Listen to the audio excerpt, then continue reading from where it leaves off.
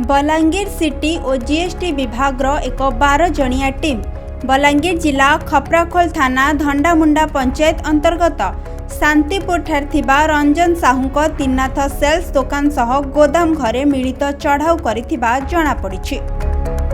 सूचना अनुसार दीर्घ दिन धरी Ranjan Sahu cement rod sanitary विभिन्न लुहा सामग्री व्यवसाय करुथिबा बेले सरकारको जीएसटी फांकुथिबा अभियोग नहीं तांको दुकान और गोदाम सहित बासभवन में बलांगीर जीएसटी विभाग डेपुटी कमिशनर किशोर कुमार मेहरଙ୍କ नेतृत्व 12 जणिया टीम चढ़ाऊ करथिले। कमिशनर श्री मेहरଙ୍କ कहिबा अनुसार रंजन साहू सरकारको अति निम्न भावे जीएसटी दे अधिक जिनिस रखुथिबा खबर थिबारु एही चढ़ाऊ करा जायछि।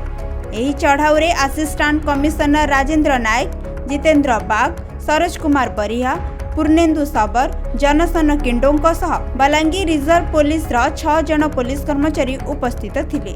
पुलिस एही घटनार तनाघना जांच करुछि। विगत दिन में city and GST enforcement unit टिकस जीएसटी टिकस फांकुथिबा विभिन्न प्रतिष्ठान उपरे हमर इंस्पेक्शंस प्रक्रिया जारी रही क्रमागत भाव में आम से प्रतिष्ठान उपरे आम नजर रखीचु एवं इंस्पेक्शंस करी आसुचु। आज city and GST enforcement unit Balangir एवं टेरिटोरियल रेंज एवं सर्कल बलांगीर सहायता 12 जणिया टीम मेसर्स त्रिनाथ सेल्स उपरे शांतिपुर धंडामुंडा बलांगीर स्थित तांकर प्रिंसिपल प्लेस ऑफ बिजनेस एवं रेसिडेंस रे इंस्पेक्शन प्रक्रिया जारी रही। एठी आमे तांकर बुक्स ऑफ अकाउंट्स एवं स्टॉक टाको अनुध्यान करूछु। तांकर रेसिडेंस रे एवं प्रिंसिपल प्लेस रे वर्तमान मध्य स्टॉक नेबा प्रक्रिया जारी रही। किछि कागज पत्र आमे तांको जो देइच बाहर करिछु ताको आमे एग्जामिन करूछु।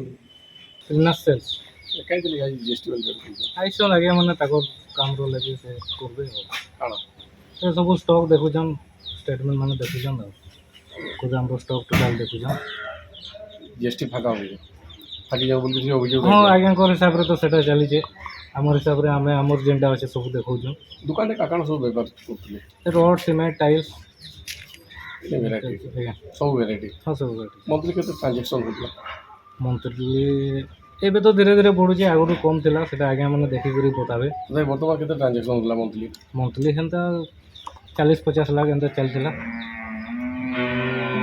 आपन 2-3 टा और दुकान अछि।